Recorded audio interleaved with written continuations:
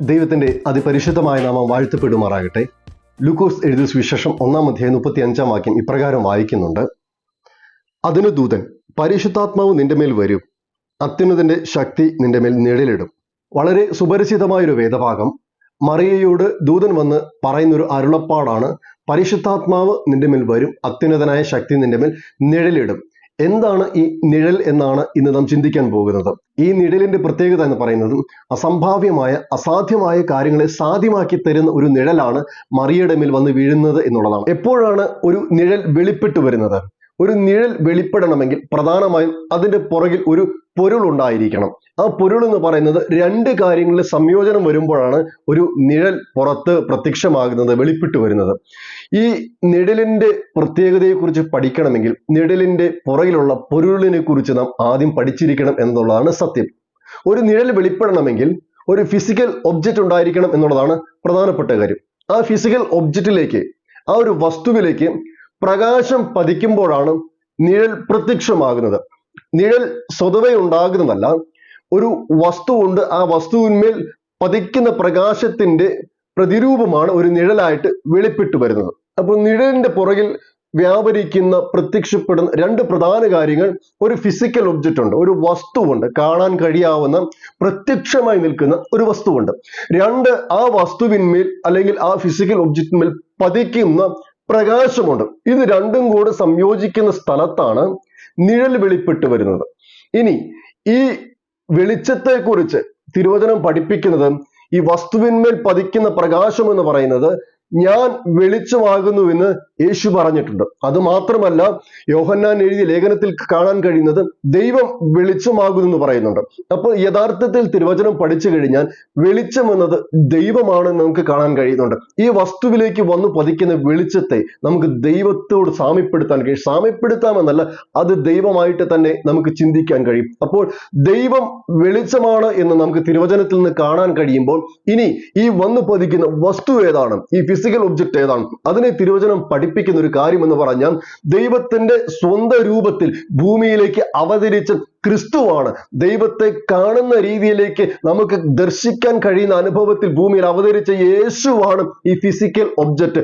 ദൈവത്തെ ആർക്കും ഒരു നാളും കാണാൻ കഴിയുകയില്ല എന്ന് തിരുവചനം വെളിപ്പെടുത്തുമ്പോൾ, വെളിച്ചമാകുന്ന ദൈവത്തെ വെളിപ്പെടുത്തിയ ക്രിസ്തുവാണ് ആ ഫിസിക്കൽ ഒബ്ജക്റ്റ്.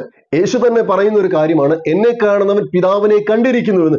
യേശുവിനെ കണ്ടവൻ പിതാവിനെ കണ്ടിട്ടുണ്ടെങ്കിൽ പിതാവിന്റെ പ്രതിരൂപമാണ്, പിതാവിന്റെ ഫിസിക്കൽ ഒബ്ജക്റ്റായി നമുക്ക് കാണാൻ കഴിയുന്ന രൂപത്തിൽ പ്രത്യക്ഷമായ മനുഷ്യപുത്രനാണ് ഈ ഫിസിക്കൽ ഒബ്ജക്റ്റ് എന്ന് പറയുന്നത്. ആ യേശുവിനെ നമുക്ക് കാണാൻ കഴിയുന്ന രീതിയിൽ പ്രത്യക്ഷമാക്കിയിട്ട് ആ യേശുവിലേക്ക് ദൈവമാകുന്ന വെളിച്ചം വന്ന് പ്രതിഫലിക്കുമ്പോൾ വെളിപ്പെടുന്ന നിഴലാണ് നാം ഇവിടെ വായിച്ചു കേൾക്കപ്പെട്ടത്. ഇനി എന്താണ് നിഴൽ? വെളിച്ചം ദൈവമാണ്, ഫിസിക്കൽ ഒബ്ജക്റ്റ് ക്രിസ്തുവാണ്, നിഴൽ പരിശുദ്ധാത്മാവാണ്. ദൂതൻ മറിയോട് വന്ന് പറയുമ്പോൾ ഇങ്ങനെയാണ് പ്രാരംഭമായി കാണാൻ കഴിയുന്നത്: പരിശുദ്ധാത്മാവ് നിന്റെ മേൽ വരും. അതിനുശേഷമാണ് പറഞ്ഞിരിക്കുന്നത് അത്യുന്നതന്റെ ശക്തി നിന്റെ മേൽ നിഴലിടുമെന്ന്. അപ്പോൾ ഈ നിഴൽ എന്ന് പറയുന്നത് അത് പരിശുദ്ധാത്മാവാണ്. ഈ നിഴൽ ഒരു വ്യക്തിയുടെ മേൽ വന്നു വീണ അസാധ്യമായ കാര്യങ്ങളെ സാധ്യമാക്കി തീർക്കും. ഈ നിഴൽ ഒരു വ്യക്തിയുടെ മേൽ വന്നു വീണ നിങ്ങളുടെ പ്രശ്നങ്ങൾ പരിഹരിക്കപ്പെടും. ഈ നിഴൽ നിങ്ങളുടെ മേൽ വന്നു വീണ നിങ്ങളുടെ രോഗങ്ങൾ സൗഖ്യമാകും. ഇന്ന് ഇതെന്നെ ശ്രദ്ധിച്ചു കൊണ്ടിരിക്കുമ്പോൾ ദൈവമാകുന്ന വെളിച്ചം ക്രിസ്തുവാകുന്ന ഫിസിക്കൽ ഒബ്ജക്റ്റിലൂടെ പരിശുദ്ധാത്മാവാകുന്ന നിഴലിനെ നിങ്ങളുടെ ജീവിതത്തിലേക്ക് പ്രതിഫലിപ്പിക്കുമ്പോൾ ആ നിഴൽ നിങ്ങൾക്കൊരു തണലാണ്, ആ നിഴൽ നിങ്ങൾക്കൊരു സംരക്ഷണമാണ്, ആ നിഴൽ നിങ്ങളുടെ ജീവന്റെ ബലമാണെന്ന് തിരിച്ചറിഞ്ഞുകൊണ്ട് അതിനെ ഒന്ന് പ്രാപിക്കാൻ നിങ്ങൾക്ക് ആഗ്രഹമുണ്ടോ?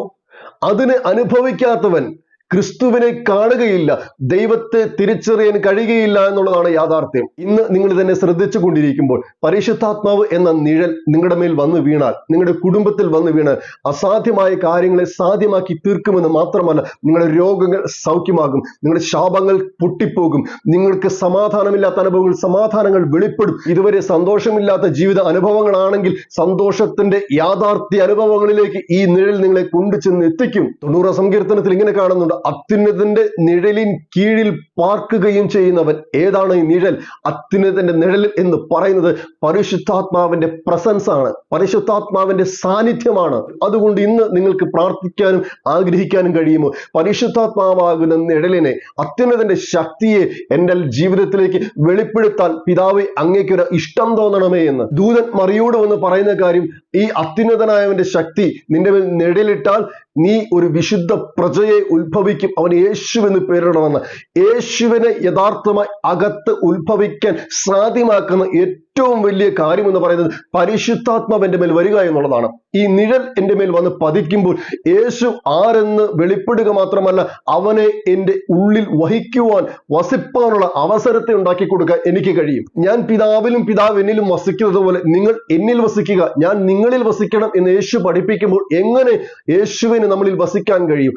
യേശുവിനെ ക്രിസ്തുവായി മനസ്സിലാക്കി യേശുവിനെ നമ്മുടെ ഉള്ളിലേക്ക് എങ്ങനെ സ്വീകരിക്കാൻ കഴിയും? ആ നിഴൽ എൻ്റെ മേൽ വന്ന് പതിക്കുക എന്നുള്ളതാണ്. ആ പരിശുദ്ധാത്മാവിനെ ഞാൻ സ്വീകരിക്കുമ്പോൾ ക്രിസ്തുവിനെ മനസ്സിലാക്കാനും അനുഭവിപ്പാനും എൻ്റെ ഉള്ളിൽ അവൻ ജനിക്കുവാനും ഇടയായിത്തീരുന്നത് പോലെ യേശുവിനെ നിങ്ങൾക്ക് മനസ്സിലാക്കാൻ കഴിയുന്നില്ലെങ്കിൽ, ഈ യേശുവിനെ യഥാർത്ഥമായി സ്വീകരിക്കാൻ കഴിയുന്നില്ലെങ്കിൽ, പലരും കേട്ട് പറഞ്ഞുള്ള അറിവല്ല, അവൻ ആരാണെന്ന് നിങ്ങൾ യഥാർത്ഥമായി അനുഭവിക്കാൻ കഴിയണം. അനുഭവിക്കണമെങ്കിൽ അവനെ മറിയ ഉദരത്തിൽ വഹിച്ചതുപോലെ നിങ്ങളുടെ അകത്ത് യേശു ജനിക്കുന്ന അനുഭവത്തിലേക്ക് കാര്യങ്ങൾ തിരിയണം. അകത്ത് യേശു ജനിക്കപ്പെടണമെങ്കിൽ നിങ്ങൾ ഒരു പരിശുദ്ധാത്മാവിന്റെ നിഴലിന്റെ കീഴിൽ വന്നേ മതിയാകൂ. പരിശുദ്ധാത്മാവിൽ അല്ലാതെ ഒരു വ്യക്തിക്കും യേശുവിനെ കർത്താവ് എന്ന് ഏറ്റുപറയാൻ കഴിയുകയില്ലെന്ന തിരുവചനം പഠിപ്പിക്കുന്നത്. ഇനി ഈ നിഴലിന്റെ ഏറ്റവും വലിയ പ്രത്യേകതയെക്കുറിച്ച് തിരുവചനം പഠിപ്പിക്കുന്നത്, ഈ നിഴൽ പൊരുളായി വെളിപ്പെടുന്ന ഒരു സമയമുണ്ട്. ആ വെളിപ്പെടുത്തലിൽ നാം ആ പൊരുളിലേക്ക് അലിഞ്ഞു ചേരണമെങ്കിൽ, താതാത്മ്യം പ്രാപിക്കണമെങ്കിൽ, ഈ നിഴലെന്ന മുദ്ര നമ്മുടെ മേൽ ഇല്ലെങ്കിൽ അത് അസാധ്യമാണെന്ന് നിങ്ങൾ തിരിച്ചറിയണം. ഇതൊരു ഭാഗമാണ് ഞാൻ പറഞ്ഞത്. രണ്ടാമത്തേതിന്റെ ഭാഗം എന്ന് പറയുന്നത്, ഈ നിഴൽ തട്ടിയാൽ ആളുകൾക്ക് സമാധാനം ലഭിക്കും, സൗഖ്യം ലഭിക്കും, ആശ്വാസം ലഭിക്കും എന്നിരിക്കെ, ക്രിസ്തു എന്ന ഫിസിക്കൽ അപ്പിയറൻസിൽ വെളിപ്പെട്ടു നിൽക്കുന്ന ദൈവപുത്രനിൽ പ്രതിഫലിക്കുന്ന ദൈവത്തിന്റെ പ്രകാശം പരിശുദ്ധാത്മാവെന്ന നിഴലായി എൻ്റെ ജീവിതത്തിലേക്ക് പ്രതിഫലിക്കുമ്പോൾ ആ നിഴൽ എന്നിൽ ഒതുങ്ങി നിൽക്കാനല്ല, എന്നിലൂടെ ചിലർ സൗഖ്യം പ്രാപിപ്പാൻ, എന്നിലൂടെ ചിലർ ആശ്വാസം കണ്ടെത്താൻ, ചിലരെ സ്നേഹിപ്പാൻ, ചിലർക്ക് കൈത്താങ്ങൽ കൊടുക്കാൻ ആ നിഴൽ എന്നെ സഹായിക്കുമ്പോൾ എൻ്റെ മേൽ നിന്ന് പുറത്തു വരുന്ന ആ നിഴൽ അത് മറ്റുള്ളവർക്ക് കൂടെ ആശ്വാസമാകുന്ന നിലയിലേക്ക് ജീവിതത്തിന്റെ കാര്യങ്ങൾ ക്രമപ്പെടുത്താൻ നിങ്ങൾ ഏൽപ്പിച്ചു കൊടുക്കുക.